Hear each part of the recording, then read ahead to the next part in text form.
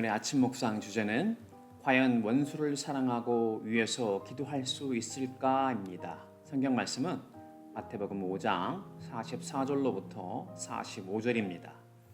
나는 너희에게 이르노니 너희 원수를 사랑하며 너희를 박해하는 자를 위하여 기도하라. 이같이 한즉 하늘에 계신 너희 아버지의 아들이 되리니. 아멘. 우리는 성경을 읽을 때 우리가 그동안 살며 익숙해진 생각과 가치관으로는 이해가 되지 않는 것들이 많이 있다고 하였습니다. 그중 대표적인 것 중에 하나가 바로 고난과 핍박, 환난 가운데 위로가 가득하고 기쁨이 넘친다고 하였던 고린도후서 7장 4절을 포함한 성경이 말하는 기쁨의 삶에 대해서 이미 살펴보았습니다. 오늘도 성경을 읽을 때 웬만해서는 가능하리라 여겨지지 않는 내용을 생각해 보려고 합니다. 마태복음 5장부터 7장에 걸쳐 나오는 예수님의 산상순에 있는 내용 중 하나입니다.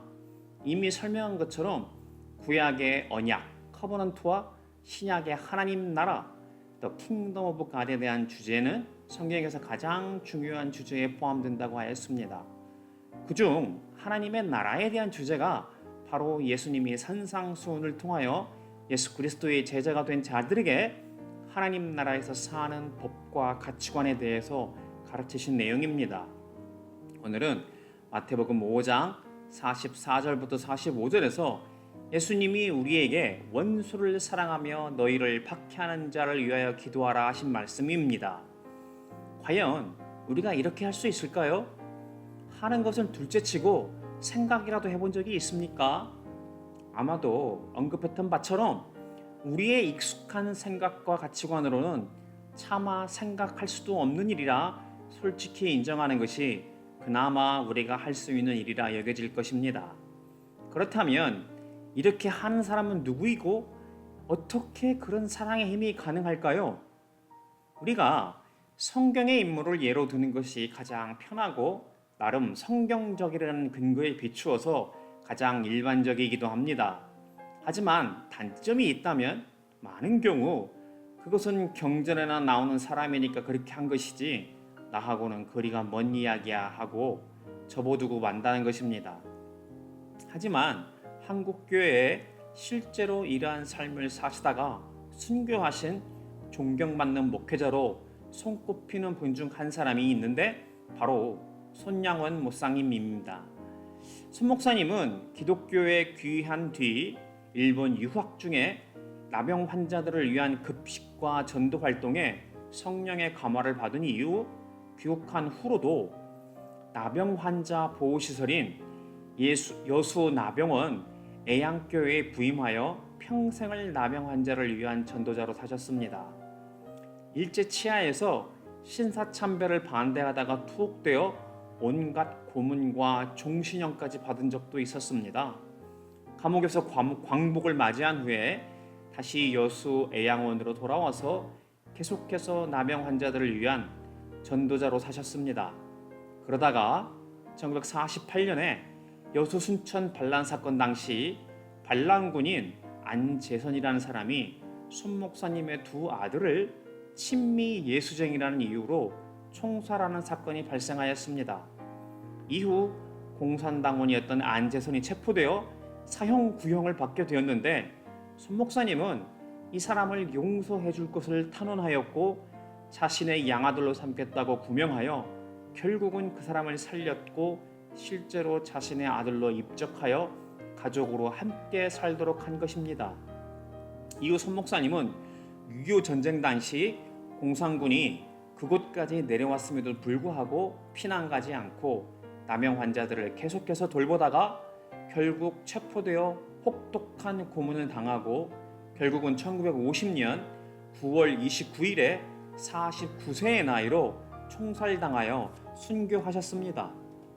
나중에 구명에서 살아남아 양아들을 삼았던 안재선 씨의 아들인 안경선 목사는 손양원 목사님의 삶이야말로 기독교의 핵심 메시지였다고 말한 부분이 내려오고 있습니다.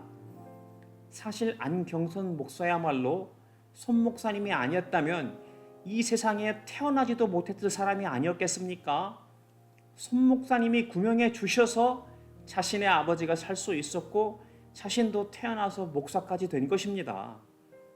오늘 아침 묵상을 준비하면서 저는 다시 한번 손 목사님의 일대기를 살펴보다가 눈물을 흘리지 않을 수 없었습니다. 도대체 이분의 심령과 마음 가운데에는 무엇이 있었기에 이런 사랑이 가능하셨을까요? 차마 가늠하지 못할 정도의 그 놀라운 사랑에 가슴이 뛰며 눈시울이 뜨거워지는 것을 막을 수가 없었습니다. 일반적인 사람들은 자신의 기분을 상하게 하거나 때로는 아무 이유 없이도 사람을 미워하는 게 다반사인데 어떻게 손 목사님 같은 분은 이런 급진적인 사랑이 가능했을까요? 그동안 우리는 성경의 말씀 중 이해가 되지 않는 말씀들을 접할 때면 그것은 나하고 관계없는 경전에 나오는 병구이지 하고 넘겼지만 이제는 하나님의 은혜 가운데 예수 그리스도의 제자가 되기로 한 이상 더 이상 그냥 흘려 넘길 수는 없습니다. 오늘 말씀인 마태복음 5장 45절을 포함하여 48절까지 좀 더 넓혀서 이해를 돕기 위해 표준 세번역으로 살펴보겠습니다. 그래야만 너희가 하늘에 계신 너희 아버지의 자녀가 될 것이다. 아버지께서는 악한 사람에게나 선한 사람에게나 똑같이 해를 떠오르게 하시고 의로운 사람에게나 불의한 사람에게나 똑같이 비를 내려주신다. 너희가 너희를 사랑하는 사람만 사랑하면 무슨 상을 받겠느냐? 세리도 그만큼은 하지 않느냐? 또한 너희가 너희 형제자매들에게만 인사를 하면서 지내면 남보다 나을 것이 무엇이냐? 이방 사람들도 그만큼은 하지 않느냐? 그러므로 너희의 하늘아버지께서 완전하신 것 같이 너희도 완전하여라. 문제는 지금 이 말씀을 손 목사님 같은 대단한 분만 할 수 있는 일이라고 예수님이 말씀하신 것이 아니라는 것입니다. 산상수훈은 제자들을 포함한 예수님을 말씀을 듣고자 나온 일반 무리들에게도 저것이 전하신 말씀이었습니다. 분명히 예수님은 45절에서 그래야만 너희가 하늘에 계신 너희 아버지의 자녀가 될 것이다 하고 말씀하십니다. 이 말씀은 무슨 뜻입니까? 그렇게 해야 하나님의 아버지의 자녀로 구원받은 자가 된다는 것입니다. 성경은 분명히 언급하기를 칭의, 즉 구원이 시작된 것은 아무런 공로 없이 하나님의 은혜로 우리에게 주어졌지만 구원을 이루어가라고 명령하십니다. 그럼 구원은 어떻게 이루어갑니까? 구원받은 예수 그리스도의 제자로서 하나님 나라에서 사는 법과 가치관에 대해 바로 배우고 익혀 그렇게 살라고 주문하고 있습니다. 예수님은 이후에 계속해서 말씀하십니다. 하나님 아버지께서 구원받은 너희에게만 해를 떠오르게 하고 비를 내려주시는 것이 아니다. 악한 사람도 불의한 사람에게도 똑같이 이 땅에서 살 수 있도록 허락하신다는 것입니다. 그러시고는 말씀하시기를 너희가 사랑하는 사람만 사랑한다면 무슨 상을 받겠느냐? 너희가 무시하고 경멸하는 세리도 그 정도는 한다. 도대체 너희가 너희 형제 자매들에게만 인사를 하고 지낸다면 구원받지 못한 다른 사람들보다 나은 것이 무엇이냐? 세상 사람들도 그 정도는 다 하고 산다. 이러시는 것입니다. 어떻습니까, 여러분? 찔리지 않으십니까? 실제로 그렇지 않습니까? 우리가 예수 믿는다고 많이 거룩해진 것처럼 때로는 자부심을 갖지만 정작 사는 모습을 보면 구원받지 못한 세상 사람들의 모습과 무엇이 차이가 납니까? 그저 우리 정도 사는 것은 예수 안 믿어도 다 하는 것 아닙니까? 그렇다면 우리가 어떻게 해야 원수를 사랑하고 위해서 기도할 수 있습니까? 예수님은 이미 이러한 급진적인 사랑이 가능하게 할 열쇠를 마태복음 5장 11절부터 12절에서 주셨습니다. 나로 말미암아 너희를 욕하고 박해하고 거짓으로 너희를 거슬러 모든 악한 말을 할 때에는 너희에게 복이 있나니 기뻐하고 즐거워하라. 하늘에서 너희의 상이 큼이라. 너희 전에 있던 선지자들도 이같이 박해하였느니라. 성경이 말하는 기쁨의 삶에서 마지막 7번째 단계의 기쁨의 내용으로 살펴본 고린도 후서 7장 4절의 내용과 같은 내용입니다. 이미 살펴본 내용이기에 기억을 더듬어 보겠습니다. 우리가 어떻게 우리를 욕하고 박해하며 거짓으로 우리를 거슬러 모든 악한 일을 할 때에도 기뻐하고 즐거워할 수 있다고 했습니까? 로마서 5장 3절부터 4절에서 말하는 대로 환난 가운데 성령의 열매인 인내, 즉 오래 참음과 절제를 배우게 되고 연단이란 숙성의 과정 속에서 마침내 하나님의 나라를 향한 장래의 소망을 은혜 가운데 기쁨으로 깨닫게 될 때 가능하다고 했습니다. 이제는 우리가 장차 받게 될 영원한 새 생명과 상급이 마침내 승리하는 우리에게 주어질 것을 확신하기 때문입니다.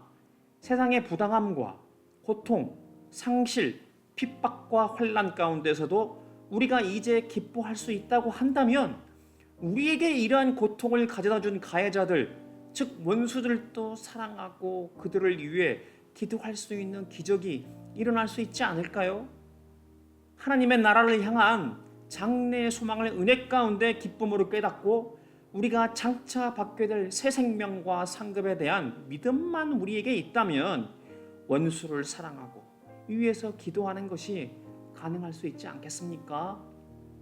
그래서 예수님은 이러한 하나님 나라에서 사는 법과 가치관을 배우고 익숙한 자가 받게 될 복을 언급하시면서 예수 그리스도의 제자들에게 마태복음 5장 11절부터 12절에서 너희에게 복이 있나니 기뻐하고 즐거워하라.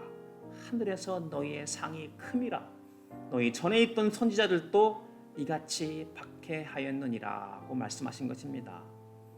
이해가 안 된다고 그냥 흘려 듣고 넘기지 않고 예수 그리스도의 제자가 되어 진지하게 하나님 나라와 예수 그리스도의 도에 대해서 배우고 연단하는 자가 되기로 작정했다면 이제 우리는 예수님의 말씀을 마음을 열고 이해할 수 있도록 성령님께서 조명해 주시기를 위해서 간구해야 합니다. 골로새서 3장 1절부터 4절의 말씀을 보겠습니다. 그러므로 너희가 그리스도와 함께 다시 살리심을 받았으면 위의 것을 찾으라. 거기는 그리스도께서 하나님 우편에 앉아 계시느니라. 위의 것을 생각하고 땅의 것을 생각하지 말라. 이는 너희가 죽었고 너희 생명이 그리스도와 함께 하나님 안에 감추어졌습니다. 우리 생명이신 그리스도께서 나타나실 그때 너희도 그와 함께 영광 중에 나타나리라. 사랑하는 지체 여러분, 이제 우리의 옛 육체는 죽었습니다. 그리고 우리의 생명은 예수 그리스도와 함께 하나님 안에 감추어져 있습니다. 그러다가 우리의 생명이신 예수님께서 다시 나타나실 때 그때 우리가 살아있던지 죽었던지 우리도 주님과 함께 영광 가운데 다시 나타날 것입니다. 그러니 더 이상 땅에 있는 것들을 생각하지 말고 위에 있는 것들을 생각하는 복된 하나님 나라의 백성이요 예수 그리스도의 제자가 되기를 주님의 이름으로 축복합니다. 기도하겠습니다. 하나님 아버지, 예수 믿는 것이 그저 이 땅에서 세상적인 욕망을 채우는 수단으로 하나님께 받아내려는 것이 아니라는 것을 깨닫게 하여 주시옵소서. 그리고 이제 예수 그리스도의 제자가 되어 하나님의 나라와 예수 그리스도의 도를 배우고 연단받아 이 땅 가운데 사는 동안에도 하나님의 나라를 살게 하여 주시옵소서. 이제는 더 이상 세상 풍조와 초등학문이라는 우상에서 떠나 오직 하나님의 말씀을 배우고 익히며 주신 명령과 사명에 따라 사는 복된 예수 그리스도의 제자요 교회의 참된 지체가 되게 하여 주시옵소서. 그래야 오늘 주신 말씀대로 원수를 사랑하고 그들을 위하여 기도할 수 있는 하나님의 나라의 백성이 되게 하여 주시옵소서. 예수님 이름으로 간절히 기도드립니다. 아멘. 오늘도 주신 말씀으로 묵상하며 기도함으로 하루를 시작하고 세상 가운데서 승리하는 삶 살 수 있기를 축복합니다.